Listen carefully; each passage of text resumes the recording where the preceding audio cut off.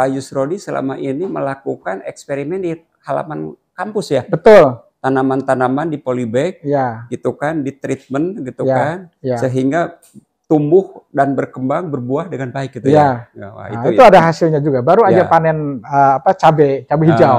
Itu ya, gitu kan. Panen. Kemudian diperluas di kebun yang luasnya 2 hektar itu. Iya, betul.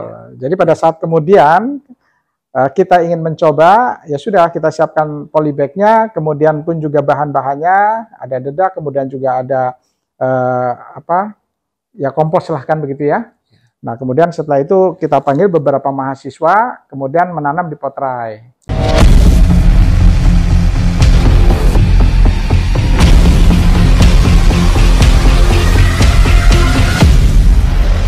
Nah, menarik. Pak Yus sebagai aktivis, sebagai pemilik kampus, jadi menggerakkan sumber daya diawali dari yang ada di lingkungan Pak Yus, membuat model, menggerakkan mahasiswa, dosen, akademisi, dan instruktur gitu ya. Wah, luar biasa gitu kan, menggerakkan potensi yang ada sebagai model gitu ya.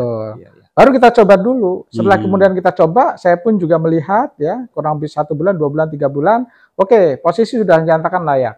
Nah, setelah kemudian kita melakukan, baru kita melakukan sosialisasi.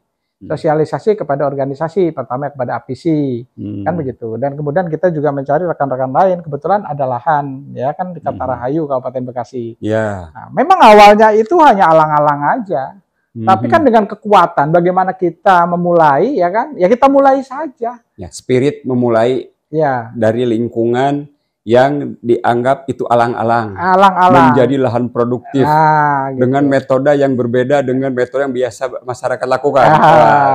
Gitu. Ya, sehingga akhirnya di situ juga ada kepala desa ya.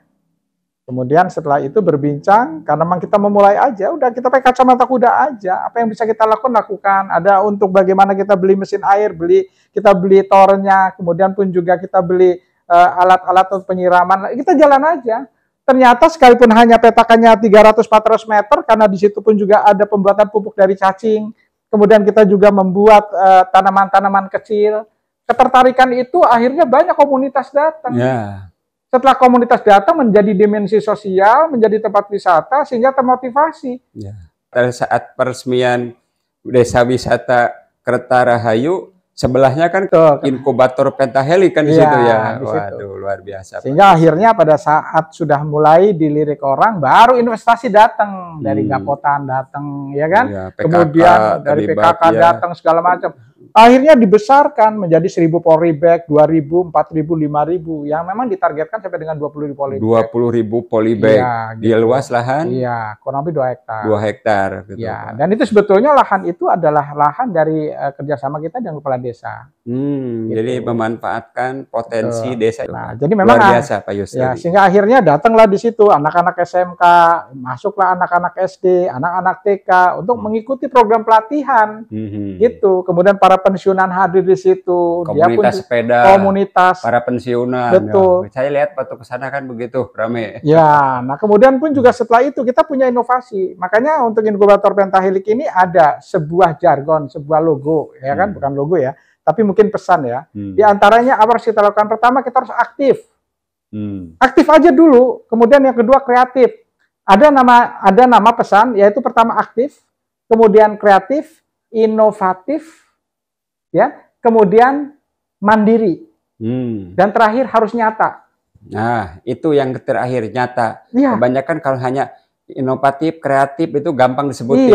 Membuat itu menjadi nyatanya itu gitu. Di lahan ketapangnya inkubator dari yang luas 2 hektar, tadinya alang-alang menjadi 20.000 polybag. Gitu kan. Betul, gitu. Itu yang direncanakan ya kan. Ini masih berproses sekarang. Nah, sehingga kita pun juga berpikir bagaimana komunitas perguruan tinggi punya lahan di sana, gitu. Nah, kita hubunginlah APTISI. Ada beberapa perguruan tinggi yang kemudian membuat coupling, kemudian dikasih nama. Dalam rangka apa? Dalam rangka Tridharma Perguruan Tinggi, gitu. Yaitu pendidikan, ya, dan pengajaran, kemudian penelitian dan pengembangan, kemudian yang keempat adalah pengabdian bagi masyarakat.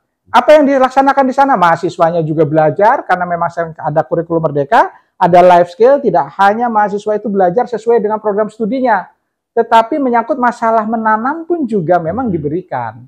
Kemudian para dosen-dosennya datang ke sana membuat program digital untuk absensi para orang yang hadir. Minta sertifikatnya, Pak Yusrodi, saya telah melaksanakan pengabdian bagi masyarakat. Tuh, ya kan, absen digitalnya udah kita buatkan. Kita buatkan. Gitu. Kemudian juga dari setiap kampus, ya kan, dalam rangka memberikan modal, investasi untuk program pendidikan pelatihan. Ya kan ada dari kampus STMIK Pranata Indonesia, dari kampus STT Bina Tunggal, kemudian pun juga dari Bani Saleh, dari Bani Saleh, ya, mercusuar gitu. Kan ya. Kita kumpul, kita nanam pada saat 3 bulan ya kita panen bareng-bareng, kan begitu. Itu kan ada dalam konten YouTube-nya. Dihadiri oleh lurah di situ, dihadiri oleh Gapota, termasuk pun juga ada manajer op-nya yaitu Bapak Budi. Nah, ini jadi adanya orang yang memiliki skill di lapangan, Pak Budianto. Ya, kapan-kapan kita melihat lokasinya Pak Firza ya.